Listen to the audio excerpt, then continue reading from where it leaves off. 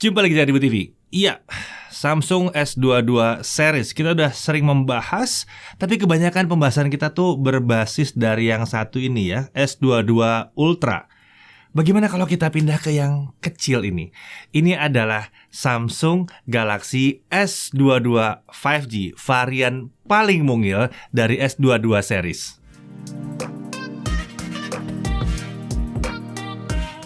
Ya, ini adalah Samsung Galaxy S22, varian paling kecil, paling mungil dari jajaran S22 series yang terbaru.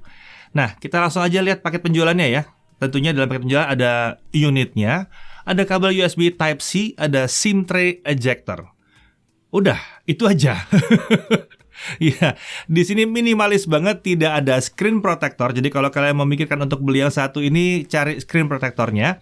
Nggak ada case-nya juga, kalian harus cari case-nya. Dan yang paling penting pastikan bahwa ada chargernya ya, karena dia tentunya akan butuh charger. Kalian bisa pakai charger dari laptop, sebetulnya bisa sih, tapi enakan kalau dia punya charger sendiri khusus untuk dia. Ya, dari sisi desain smartphone ini ringkas banget ya. Tinggi 146 mm, lebar 70,6 mm, dan ketebalan hanya 7,6 mm. Untuk bobotnya, dia bahkan hanya di 167 gram. Jadi ini memang adalah smartphone yang ringkas ya. Dalam previewnya kita udah pernah bandingkan dengan S21 5G. Ini memang lebih ringkas dan sedikit lebih ringan.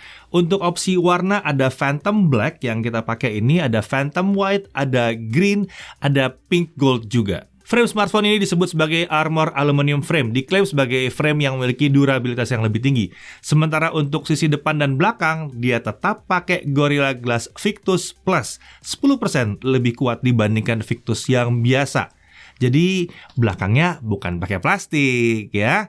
Bodi smartphone ini seperti smartphone kelas premium yang lain sudah mendapatkan sertifikasi IP68. Jadi ya nggak ada masalah kalau kecemplung sebentar ke dalam air. Setidaknya di air bersih dia bisa bertahan hingga 30 menit di kedalaman 1,5 meter. Kecemplung dalam kolam, terus mau ganti baju dulu untuk ngambil, ya bisa lah, selamat ya. Sisi depan dan belakang smartphone ini adalah flat, rata sekali, dengan penampang bagian samping, atas, dan bawah sedikit cembung tapi tidak sampai membulat banget. Secara umum smartphone ini terbilang nyaman sekali dipegang ya. Sisi kanan ini kita lihat ada tombol power, tombol volume up and down juga ada di sini. Di sisi atas ada mikrofon, di sisi kirinya kosong. Di bawah ada SIM tray, ini bisa untuk 2 nano SIM tray ya, nggak bisa pasang micro SD di sini. Ada mikrofon, USB Type-C, dan speaker. Oh ya, speakernya ini stereo ya. Di sisi depan kita lihat ini adalah layar Infinity O display yang adalah istilah Samsung untuk layar dengan punch hole untuk kamera selfie-nya. Ini adalah layar 6,1 inci Dynamic OLED 2X with Vision Booster. Resolusinya Full HD Plus 2340x1080 pixel. Refresh rate-nya di kisaran 48 sampai 120 Hz. Kami sempat nyoba setting adaptif untuk refresh rate ini, dan saat idle, home screen, menu, dan berbagai aplikasi lainnya yang statis, refresh rate-nya memang rendah. 120 Hz baru aktif saat kita beraktivitas di layar. Entah kenapa terdeteksi bahwa frame rate-nya bisa mencapai 24 Hz ya, padahal janjinya Samsung ini 48 sebetulnya. Ya saya tahu, direvisi dari 10 ke 48, tapi entah kenapa tampilannya 24. Mungkin ada kesalahan pembacaan di sini. Tapi ya paling nggak kita bisa tahu ya bahwa refresh rate-nya emang bisa naik turun. Untuk peak brightness-nya adalah 1300 nits di sini. Secara standar, tipikal maksimum brightness-nya itu adalah di 300 nits. Tapi saat extra brightness-nya aktif, dia bisa mencapai hampir 600 nits. Untuk color gamut di mode vivid, dia bisa ada di 99,5% sRGB atau 97,3% DCI-P3. Di mode natural, 93,8% sRGB atau 68,8% DCI-P3. Nah, bezel di keempat sisi layar ini terbilang tipis ya. Memang bukan yang super tipis sekali, tapi terbilang tipis dan yang penting terlihat rapi karena ketebalannya relatif sama di semua sisi, menggambarkan sebuah smartphone kelas premium. Buat kalian yang nggak suka lihat dagu tebel, nah ini dagunya tipis ya. Kemudian fingerprint scanner juga sudah under display dan menggunakan sensor ultrasonic. Untuk earpiece ini berfungsi juga sebagai speaker kedua ya di smartphone ini, karena ya tadi udah dibahas ya, ini ada adalah smartphone dengan speaker stereo. Walaupun kecil, tetap stereo dan tetap kencang suaranya. Nah, ini adalah kamera selfie 10 megapiksel f2.2 dual pixel PDAF. Iya, bukan fix fokus. Ini adalah kamera auto fokus ya. Video recordingnya bukan 1080p, ini 4K 60 fps. Ya, nggak dikebiri di sini. Ya, fiturnya lengkap, portrait video, night mode, single take, dan lain-lain. Di sisi belakang, kita lihat ini adalah triple rear camera, ditempatkan di area kiri sisi belakang dengan desain yang masih mirip banget dengan S21 pendahulunya. Tapi kameranya yang beda. Sekarang dia pakai 50 megapiksel wide angle kamera f1.8 dengan optical image stabilizer dan dual pixel PDAF. Lalu di sini ada juga ultra wide kamera 12 megapiksel f2.2 field of view 120 derajat, tapi ini fix fokus kalau ultra wide-nya ya. Lalu telefoto masih ada di sini 10 megapiksel telefoto f2.4 3 kali optical zoom, dan tentunya karena telefoto dia ada optical image stabilizer dan ya autofocus pasti. Kameranya memang benar-benar speknya flagship banget ya. Samsung menyebutkan kalau permukaan luar kamera ini menggunakan super clear glass dengan low reflection nano coat yang bisa mengurangi efek lens flare dari sumber cahaya di kondisi gelap. Tidak seperti smartphone yang mana itu ya, yang suka ada bintik ya gerak-gerak kalau ada lampu ya. Ya, ini tidak sekentara itu. Lalu ada LED flash di sini. Video recording, nah tetap flagship, bisa sampai 8K 24 fps dan bisa 4K 60 fps untuk semua kameranya. Kalau yang 8K tadi di kamera yang 50 megapiksel tentunya. Untuk slow motion dia bisa 720p 960 fps. Fitur-fiturnya ya jelas, lengkap banget, director's view yang dual view ya, single take, pro photo, pro video, night mode dan lain-lain, itu semua lengkap di sini. Oh ya, nambahin dikit soal kemampuan dia untuk di Instagram. Ini menarik, kita udah pernah bahas sebelumnya bahwa dia di Instagram sudah bisa dikontrol untuk masuk ke ultra wide juga. Ya, jadi menarik ya. Walaupun memang kestabilannya belum semantap kalau misalnya memang Instagram sudah bisa mengendalikan electronic image stabilizer di sini juga. Jadi solusi Instagram masih tetap rekam dulu, upload belakangan. Tetap itu bitrate-nya udah tinggi sekarang. Nah, secara umum sistem kamera utama dan kamera selfie di Galaxy S22 ini tetap disebut Samsung sebagai Galaxy Pro Grade Camera. Tapi kali ini dibekali dengan kemampuan yang namanya Nightography. Ini adalah sebutan untuk kemampuan pengambilan foto dan video low light yang sudah ditingkatkan lagi kemampuannya. Nanti kita lihat di pengujian kamera. Nah, untuk spek, SoC-nya adalah Snapdragon 8 Gen 1 ya. Walaupun kecil, SoC-nya tetap Snapdragon 8 Gen 1, sama dengan S22 Ultra. Untuk pilihan RAM dan storage-nya ada yang 8128 dan ada yang 8256. Kemudian untuk baterai, ya jangan kecewa dulu, ini baterainya kecil, 3700 mAh. Rating kapasitasnya memang relatif kecil, ya ini membantu supaya bodinya relatif kecil dan ringkas. Nah, nanti kita lihat ya kemampuan baterai seperti apa. Jangan cepat-cepat mengambil kesimpulan dari ratingnya aja. Untuk charging dia bisa sampai yang 25 watt. Ya ini beda dengan kakak-kakaknya yang bisa 45 watt, dia sampai maksimum di 25 watt aja. Wireless charging bisa nggak? Tetap bisa fast wireless charging 15 watt. Dan dia juga tetap bisa reverse wireless charging. Jadi dia bisa nge-charge TWS gitu ya, atau smartwatch, itu bisa. Untuk sensor, sudahlah, ini Samsung kelas flagship, lengkap sekali sensornya. Konektivitas 2G, 3G, 4G, 5G di Indonesia, lengkap. 5G Indonesia-nya jalan semuanya, nggak ada masalah. Wi-Fi udah Wi-Fi 6, ini agak beda dengan S22 Plus dan Ultra yang bisa Wi-Fi 6E ya. Yang ini masih Wi-Fi 6, tapi udah mencukupi sekali lah. Bluetooth versi 5.2, NFC jelas ada. Display output pakai USB bisa, pakai Type-C ya bisa display output, dan USB buat OTG tentunya bisa. Oh ya, tadi kalau display output dia tentunya punya Samsung DeX juga di sini. Jadi ini lengkap banget. Untuk sistem keamanan ada fingerprint, face recognition, dan Samsung Knox. OS One UI 4.1 Android 12 langsung dari bawaannya. Seperti biasa, One UI ini datang dengan banyak fitur ya. Ada Adapt Sound, ada Edge Panel dengan berbagai fiturnya, Secure Folder dari Samsung Knox, Samsung DeX, Wireless DeX ini juga memang ada di sini ya, lengkap banget ya. Link to Windows ini juga ada, dan masih banyak lagi yang kalau kita bahas nggak kelar-kelar nih videonya pasti ya. Kita lanjut. Ke uji performa aja, oke, kita langsung benchmark aja. Untuk Antutu 8 kita dapat skor 709 ribuan tanpa kipas, 773 ribuan dengan kipas fan grip. Menarik ini, kalau didinginin dia lebih kencang. Kemudian untuk Antutu 9, 788 ribuan tanpa kipas, 870 ribuan dengan fan grip. Jadi dia bisa scaling terhadap suhu ternyata ya. Untuk Geekbench 5, single core-nya di 1223 dengan multi-core di 3372. Lalu kalau kita lakukan CPU throttling test tanpa kipas, performanya akan turun di kisaran 64% setelah tes 30 menit. Dengan kipas, dia akan bisa bertahan di 89%. Untuk 3D Max Slingshot Extreme OpenGL ES 3.1, grafiksnya ada di 18.411. Untuk Wildlife Stress Test tanpa kipas ada di 9481. Lowest score-nya 3458. Stability-nya ya mungkin karena kecil ya, jadi agak ditahan di 36,5%. Ya, lagi-lagi ini bukan smartphone gaming. Lalu kalau kita pakai fan grip, kita lihat base score di 9 ribuan dengan lowest score di 6 ribuan. Ini membuat kestabilannya meningkat di 67%-an. GFX Bench T-Rex 1080p off-screen di 419 fps, Manhattan 1080p off-screen di 164 fps. Oke, mari kita beralih ke gaming. Sedikit catatan ya, kami menggunakan Game Booster Plus yang ada di dalam game plugin. Ya, ini ada di Galaxy Store. Ini adalah app yang ada di Galaxy Store resmi dari Samsung sendiri.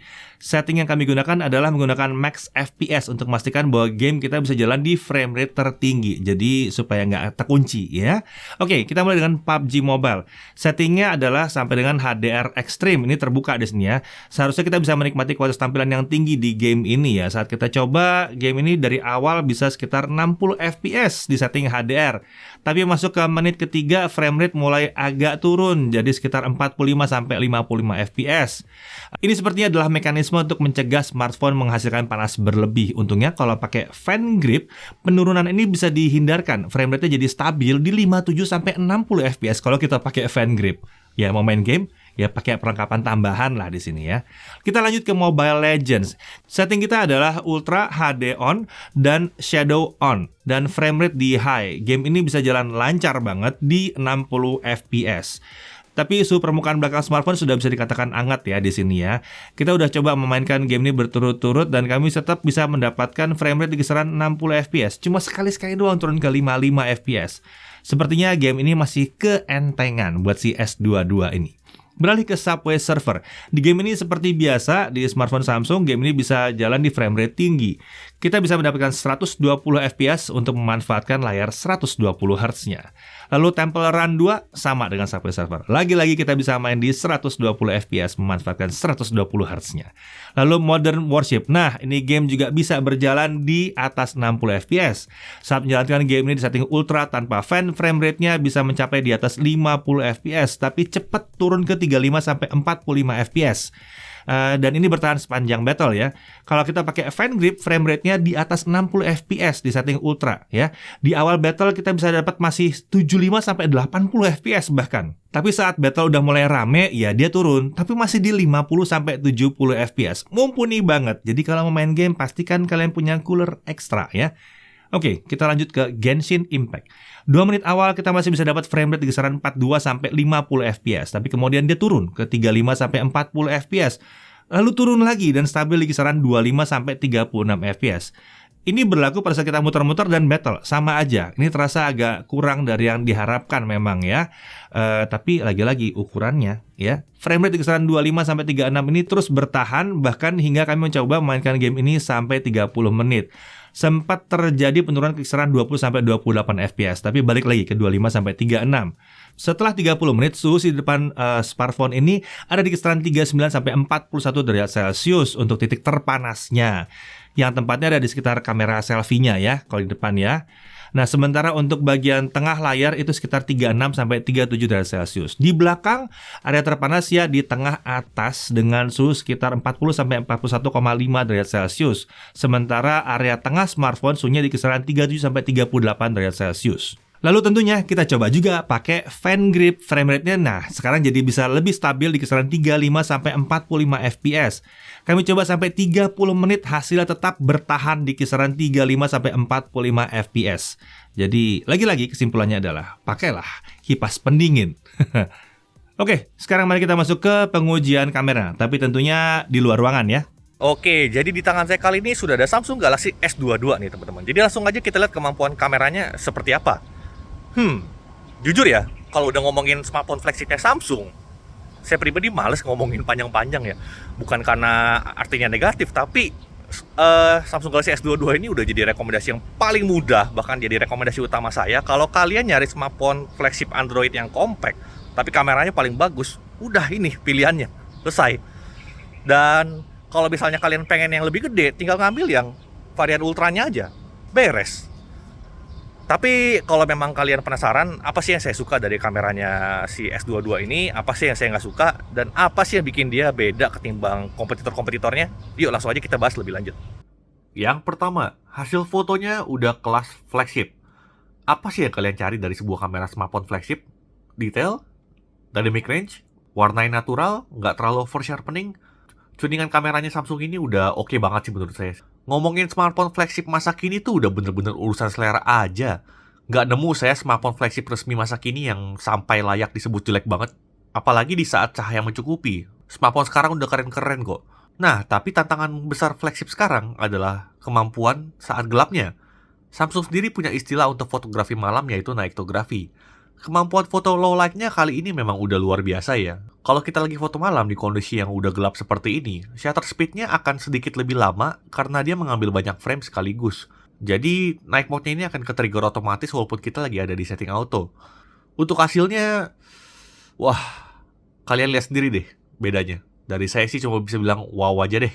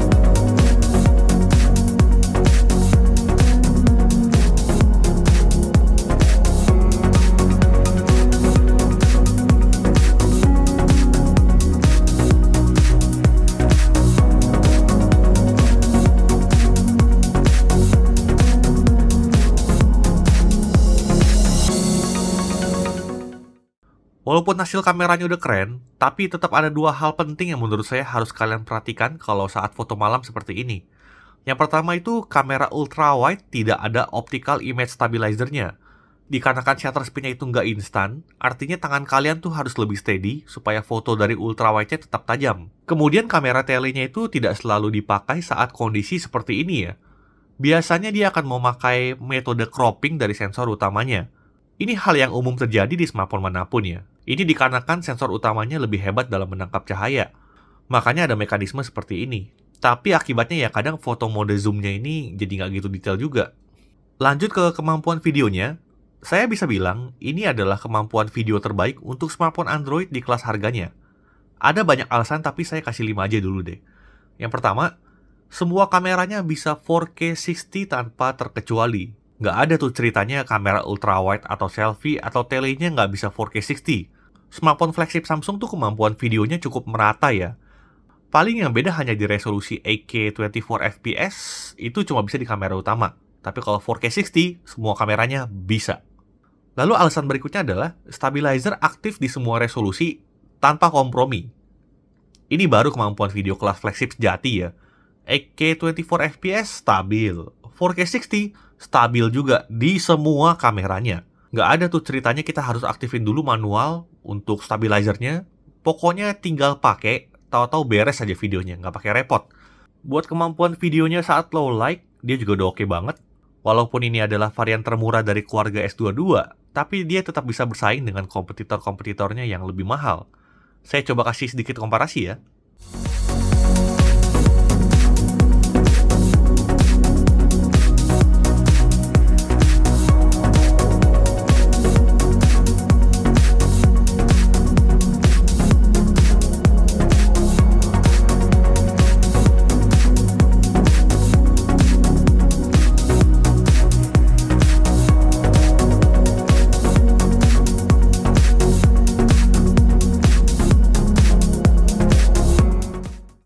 Lalu alasan berikutnya, coba kalian lihat deh.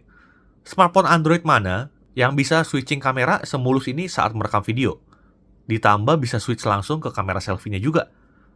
Ini adalah fitur yang terkesan sepele untuk banyak orang, tapi buat saya ini artinya pengalaman penggunaan yang mulus, kapanpun, dimanapun. Emang belum banyak sih produsen yang memperhatikan user experience sampai sebegininya gitu.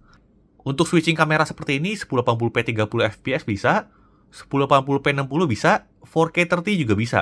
Kalau 4K 60 memang belum ada satupun smartphone yang bisa switching kamera langsung ya, itu wajar untuk produk tahun ini. Lalu alasan berikutnya adalah hasil warna yang konsisten antar kameranya. Belum ada yang bisa menyaingi Samsung untuk konsistensi warna di persaingan smartphone Android ya. Jadi saat lagi merekam video, kita pindah kamera, warnanya itu mendekati. Memang kita nggak bisa bilang itu 100% sama, tapi Samsung terlihat banget mentuning kameranya ini supaya warna antar kameranya tetap mirip. Lalu alasan berikutnya adalah dynamic range yang sangat luas. Dia bisa menghasilkan video dengan sisi gelap terang yang cukup balance di kamera manapun ya. Misalnya saat selfie backlight, dia bisa mengatur pencahayaannya menjadi bisa lebih baik. Kalau saya ngelihatnya itu di kamera Samsung ini seperti ada HDR processing secara otomatis di perekaman video ya. Ini mungkin salah satu yang menyebabkan kemampuan videonya itu salah satu yang terbaik untuk smartphone Android. Jarang ada yang bisa. Biasanya kalau smartphone lain tuh mesti diaktifin manual HDR-nya. Dari segi kemampuan autofocus, nggak ada masalah lah ya. Ini udah nggak perlu diraguin lagi, udah cepat dan akurat. Kamera selfie-nya asiknya juga autofocus ya. Lancar juga autofokusnya. Selanjutnya saya mau bahas soal Director View, karena ini adalah fitur spesial yang kalau di produk-produk Samsung itu baru ada di lini flagship-nya aja. Kita bisa merekam dengan dua kamera sekaligus, tapi kita bisa lihat previewnya dari seluruh kamera. Yang unik itu Samsung juga menyertakan opsi supaya videonya dipisah filenya. Lanjut, hal yang saya suka dari kamera Samsung ini ya tentunya mikrofonnya ya. Kualitas mikrofonnya itu adalah salah satu yang terbaik untuk smartphone flagship. Bahkan kalau kita masuk Pro Mode, kita bisa atur manual untuk input mikrofonnya mau seperti apa. Belum banyak nih bisa kayak begini. Untuk hal yang saya kurang suka, jujur aja sedikit sekali ya. Melihat kompetisi di kelas harganya ini, Samsung Galaxy S22 ini udah jadi opsi yang sangat solid. Kalaupun saya disuruh komplain, paling ada beberapa hal aja ya, tapi itu juga minor kok. Oke, yang pertama, yaitu slow motion. Ingat banget dulu sih, zamannya S9 series, Samsung getol banget ngembangin teknologi slow motion. Sampai ngundang slow-mo guys segala macem tuh. Pokoknya heboh deh. Tapi sejak saat itu, teknologi ini serasa stagnan. Nggak ada perkembangan, bahkan terasa dilupakan. Yang saya nggak suka di sini adalah gambar saat slow motion emang nggak terlalu bagus. Udah gitu kita nggak dikasih opsi resolusi dan frame rate. Saat masuk slow-mo biasa, video akan jadi otomatis 1080p 240fps. Kalau kita masuk mode super slow-mo, dia akan jadi resolusi 720p 960fps. Ini nice to have sih. Tapi jujur sih karena metode merekamnya itu terlalu cepat dan nggak bisa continuous terus, saya pribadi jarang pakai. Lebih sering pakai normal slow-mo-nya aja. Lalu poin berikutnya, kamera ultrawide-nya nggak autofocus seperti di varian ultranya. Jadi nggak bisa foto atau video makro. Buat saya mungkin akan jadi harapan aja sih, bukan kelemahan ini ya. Mending begini sih daripada ngasih kamera makro asal ada buat ngadu banyak-banyakan kamera doang. Samsung tahu kok sebetulnya kamera ideal itu seperti apa. Lalu hal berikutnya, saat low light, perbedaan kualitas antar kameranya mulai terasa sih memang. Sampai-sampai sistem lebih memilih kamera utama yang di crop ketimbang kamera telenya. Tapi ini hal yang sangat wajar terjadi ya di semua smartphone. Sampai saat video ini dibuat, belum ada smartphone yang seluruh kameranya punya kemampuan 1:1. Kamera utamanya pasti akan lebih difokuskan untuk jadi yang paling baik. Oke, satu hal lagi nih, sebenarnya yang bikin saya kurang nyaman memakai kameranya Samsung Galaxy S22 ini. Kalau lagi pakai di outdoors yang trek kayak begini, suhunya lumayan ya kalau nggak pakai casing ya. Jadi saran saya sih kalau lagi foto di outdoor seperti ini, baiknya pakai casing aja. Paling itu aja sih. Overall, kalau orang nanya ke saya nyari smartphone Android kecil yang kameranya paling bagus, ya si Samsung Galaxy S22 ini. Nggak perlu banyak pusing deh, ini akan jadi opsi paling aman. Oke, sekian dulu tes kameranya Samsung Galaxy S22. Sekarang kita lanjut lagi ke pembahasan berikutnya. Oke, kita lanjut ke pengujian baterai ya. Sebuah catatan, ini dilakukan di setting motion smoothness-nya ada di adaptif ya, tidak kita turunkan. Kalau kita pakai local video playback itu bisa selesai dalam waktu 14 jam 27 menit atau 14,5 jam. Ya, jadi seandainya baterai emang 5000, berarti dia bisa tahan 19 sampai 19,5 jam. Ini masih wajar jadi sebetulnya ya. Dan 14 jam 27 menit ini tergolong oke juga sebetulnya. Ingat, ini cuma 3700 mAh. Ternyata baterainya lumayan irit. Lanjut ke streaming YouTube 1080p 30 non HDR 30 menit baterai berkurang 4% ya. Lalu untuk TikTok 30 menit baterainya berkurang sekitar 5%. Sementara itu untuk Genshin Impact 30 menit baterai berkurang 13% kalau kita pakai setting lowest 60 fps. Lalu kita coba charging dengan charger 15 wattnya Samsung, 50% itu didapatkan dalam waktu 38 menit. Dan untuk full kita butuh 1 jam 33 menit. Kalau kita pakai charger 25 watt, 50% tercapai dalam waktu 25 menit saja. Sementara untuk penuh dia butuh waktu 1 jam 13 menit.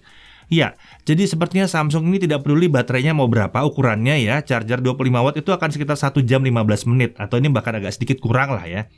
Ini masalah settingan sih sebetulnya.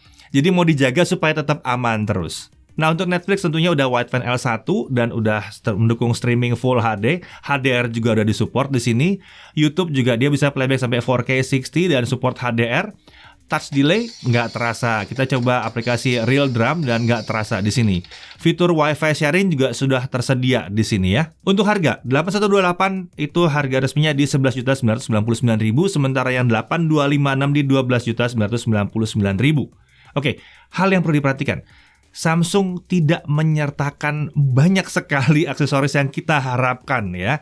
Bahkan sekarang screen protector pun sudah tidak ada. Lalu yang jelas ini performance-nya tinggi, tapi ini bukan untuk gamer yang super serius ya. Kalau toh kalian mau main game, pastikan aja kalian pakai cooler ya supaya lebih mantep aja. Lalu kapasitas baterainya 3700 mAh. Bukan yang paling buruk yang pernah kami temukan untuk yang pakai 3700 mAh, tapi tetap aja memang ini tidak akan bisa seawet kakaknya yang pakai 5000 mAh. Lalu ya, dia belum mendukung microSD, tidak bisa dipasangin microSD tambahan. Jadi pastikan kalau kalian beli yang 128 emang cukup buat kalian. Kalau enggak, ya ada yang 256 kan. Dari si kelebihannya jelas, ini ringkas dan ringan. Desain bodinya enak banget digenggam ya, bahkan tanpa case sekalipun. Ya pakai case pun sepertinya case tidak akan menambah beratnya terlalu jauh. Jadi kalian pakai case masih tetap nyaman aja. Layarnya, wow, ini mantep banget sih. Dynamic AMOLED 2X-nya ini keren banget memang. Refresh 120 Hz ya. Lalu ada adaptive refresh rate juga. Konektivitasnya super lengkap. Wi-Fi 6, Bluetooth 5.2, NFC, dan tentu saja dia sudah support 5G dan ya udah bisa untuk semua operator. Display out dari USB Type-C-nya juga udah tersedia. Dan bahkan ya seperti biasa dia udah punya DeX di sini kan ya. Itu mantep sekali kalau bisa di display output ke layar besar. Atau bahkan ke laptop kalian juga bisa. Lalu IP68 ya, jadi dari sisi ketahanan dia udah tahan air dan ya aluminiumnya juga sudah lebih kokoh sekarang. Depan belakang juga sudah Gorilla Glass Victus Plus. Kemudian setup kameranya juga menawarkan fungsi yang penuh ya, jadi tidak ada kamera yang cuma tempelan doang atau yang sekedar nempel ada di sini gitu, nggak ada di sini, kamera kepake semuanya dan berkualitas semuanya. Fitur kameranya juga luar biasa lengkap. Hasil kameranya ya sudahlah, ini Samsung seri S ya, sudahlah. OS One UI 4.1 dengan basis Android 12 ini nyaman sekali dan fiturnya lagi-lagi melimpah ruah. Performanya ini bisa dikatakan bukan yang luar biasa kenceng sih sebetulnya. Ya kakaknya lebih kenceng, cuman untuk ukurannya ini luar biasa mantep banget. Ya, jadi pada akhirnya kalau kalian mencari sebuah smartphone kelas flagship sejati yang ukurannya ringkas, ringan, sepertinya agak susah untuk tidak mempertimbangkan si S22 ini. Saya Dedi Irfan, Jaga TV TV.